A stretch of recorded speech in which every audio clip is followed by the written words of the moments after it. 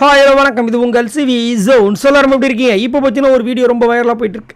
அதாவது சேத்துலேயும் அடி வாங்கியாச்சு, சோத்துலேயும் அடி வாங்கியாச்சுன்ற மாதிரி சத்யாவோட நிலமை. காரணம், ஒரு 2 வாரத்துக்கு முன்னாடி பெரிய யூர் மாதிரி வந்துட்டு விஜய் சேதுபதி அவர்களுடைய எபிசோடில் வந்துட்டு ஒரு சில பேருக்குலாம் வந்து பட்டப்பேர் வச்சுருப்பார். முத்துக்குமரன், மஞ்சரிலாம் வந்து ஒரு பெரிய கருவண்டு செவ்வண்டு என்னமோ சொல்லியிருப்பார். அதுக்கப்புறம் முத்துக்குமரன் வந்து அந்த மாதிரி பண்ணுறாரு. அருண் வந்து ரொம்ப புகழாரம் சுட்டுற மாதிரி பண்ணியிருப்பார். ஆனால் இன்றைக்கி அவர் பண்ண வேலைக்கு வந்துட்டு எல்லோரும் டென்ஷன் ஆகிட்டாங்க. இந்த மாதிரி பேசிட்டு வந்தவரை வந்துட்டு போன வாரம் அந்த முத்துக்குமரன் வந்து போட்டு சொல்லி அடின்னு அடித்து வெளுத்து அவரே போவோம், நான் எப்போ வீட்டுக்கு போவேன்னு சொல்லிட்டு காத்துட்டு இருந்தாலும் மக்கள் வந்துட்டு உள்ளே வச்சு செய்யணும் முடிவு பண்ணி அவருக்கு ஓட்டை போட்டுட்ருக்காங்க. இப்போ தான் வந்து ஓட்டிங் அனாலிசிஸ் வீடியோ போட்டிருக்கேன், போய் பாருங்கள். பயங்கரமான ஷாக்கிங்கான விஷயங்கள்லாம் இருக்குது.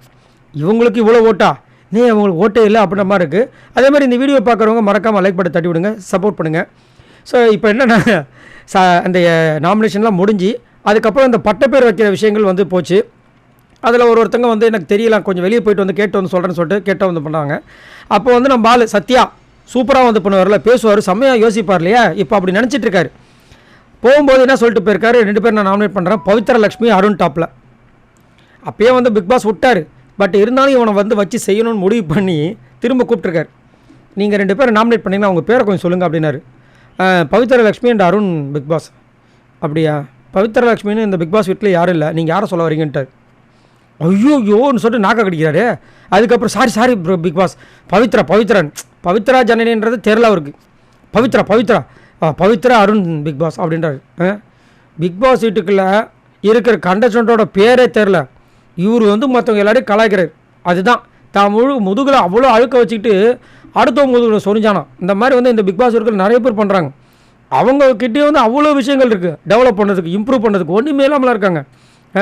இவர் வந்து உண்மையிலே பார்க்க போனால் ரஞ்சித் சார் 2.0 தான் இவர்.